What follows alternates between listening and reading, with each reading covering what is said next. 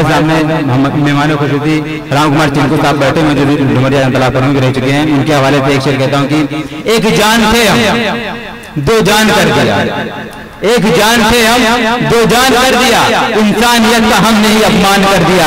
اور جب تک غلام دونوں ایک ساتھ سے چلے, جب تک غلام دونوں ایک ساتھ سے چلے, آزاد کر کے ہندو مسلمان کر دیا. اور عید کی خوشیاں تیری دیوالی کی میری ہیں, عید کی خوشیاں تیری دیوالی کی میری ہیں, بانٹ کے خوشیاں خوشیوں کو حیران کر دیا. ندیم سر ہم پر رہتا آتنکوادی الزام لگاتے ہیں, وہ یہ بات سن لیں.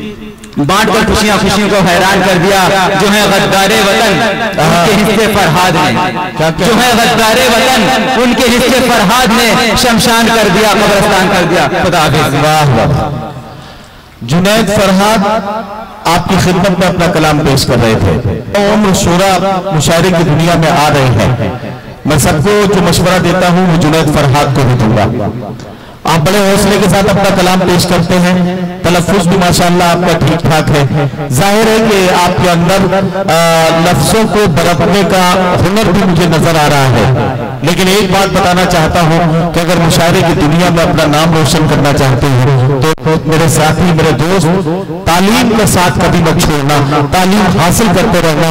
میں نے ان نوجوانوں کو بھی دیکھا ہے جو مشاعروں کی سستی داد کے چکر میں اور مشاعروں کے چھوٹے موٹے لفافوں کے چکر میں پڑھنا لکھنا چھوڑ دیتے ہیں.